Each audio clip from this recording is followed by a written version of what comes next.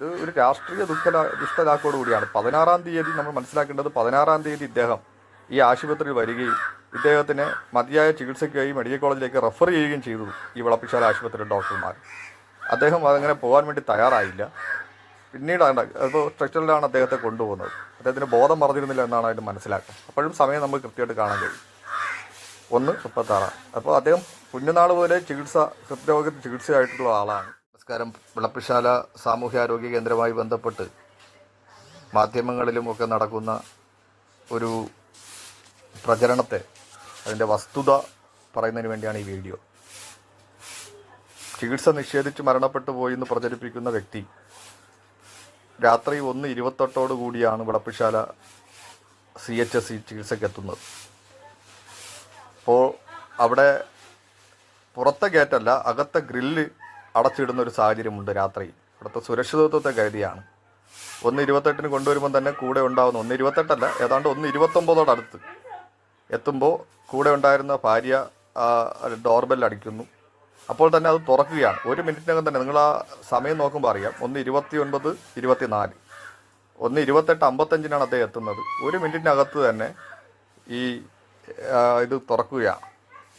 തുടർന്ന് അദ്ദേഹം കുറച്ച് നേരം അവരവിടെ നിൽക്കുന്നു. പക്ഷെ ഡോർ അപ്പോൾ അവിടെ തുറന്നിട്ടുണ്ട്. ഡ്യൂട്ടിയിലുണ്ടായിരുന്ന ഡോക്ടറിനെ ക്യാബിനിലേക്കായിരിക്കാം മിക്കവാറും അത് നഴ്സ് പോയിട്ടുണ്ടാവുക ഗ്രില്ല് തുറന്നതിന് ശേഷം. ഇവരെ കൂടെ ഉണ്ടായിരുന്ന ഒരാൾ കൂടി വന്ന് ഇപ്പോൾ ഇദ്ദേഹത്തെ തിരിച്ചു കൊണ്ടുപോകും. ഇവിടെ നോക്കേണ്ടത് സമയമാണ്.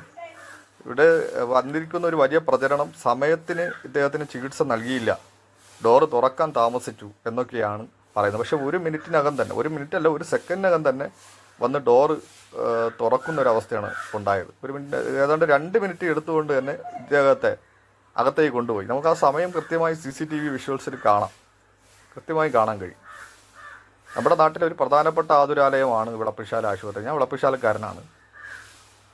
അവിടെ ഒരു സാമൂഹ്യ ആരോഗ്യ കേന്ദ്രം എന്ന രൂപത്തിൽ ബ്ലോക്ക് പഞ്ചായത്തിന് കീഴിലുള്ള 1:30 വന്നത് 1:29, 28:55 അത് ഒരു 2 മിനിറ്റ് സമയത്തിനകത്ത് തന്നെ അദ്ദേഹം അകത്തോട്ട് കയറുകയാണ്. ഇതാണ് ഈ വിഷ്വൽസുമായി ബന്ധപ്പെട്ട്. മറ്റൊന്ന്, ഇത് പുറത്തേക്ക് കൊണ്ടുപോകുന്നത്, ആംബുലൻസിൽ കയറ്റി ഇദ്ദേഹത്തെ മെഡിക്കൽ കോളേജിൽ കൊണ്ടുപോകുന്നതാണ് ഈ കാണുന്നത്. നിങ്ങൾക്ക് അതിൽ കാണാൻ കഴിയും. 1:37 അദ്ദേഹത്തെ അകത്തേക്ക് കൊണ്ടുപോകുന്നത്. അതായത് അകത്തേക്കല്ല, ഈ ആംബുലൻസിനകത്ത് കയറ്റി വിടുന്നത്.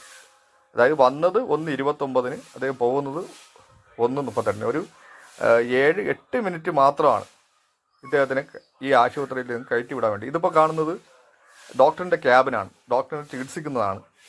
അവിടെയും നമുക്ക് സമയം കൃത്യമായിട്ട് കാണാൻ വേണ്ടി കഴിയും, എത്ര മണിക്കാണ് എന്നുള്ളത് നമുക്ക് കൃത്യമായിട്ട് കാണാൻ വേണ്ടി കഴിയും.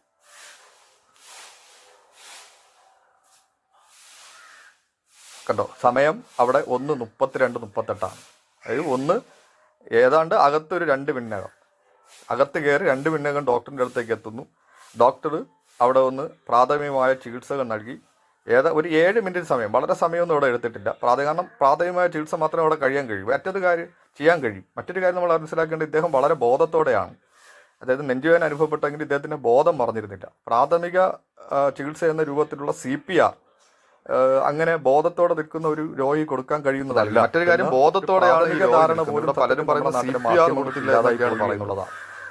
ഇത് ഒരു രാഷ്ട്രീയ ദുഷ്ടലാക്കോട് കൂടിയാണ്. 16-ാം തീയതി നമ്മൾ മനസ്സിലാക്കേണ്ടത്, 16-ാം തീയതി ഇദ്ദേഹം ഈ ആശുപത്രിയിൽ വരികയും ഇദ്ദേഹത്തിന് മതിയായ ചികിത്സയ്ക്കായി മെഡിക്കൽ കോളേജിലേക്ക് റെഫർ ചെയ്യുകയും ചെയ്തു ഈ വിളപ്പിശാല ആശുപത്രിയിലെ ഡോക്ടർമാർ. അദ്ദേഹം അതങ്ങനെ പോകാൻ വേണ്ടി തയ്യാറായില്ല.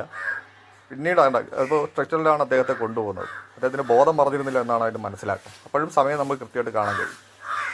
1:36. അപ്പോൾ അദ്ദേഹം കുഞ്ഞുനാൾ മുതലേ ഹൃദ്രോഗത്തിന് ചികിത്സയായിട്ടുള്ള ആളാണ്.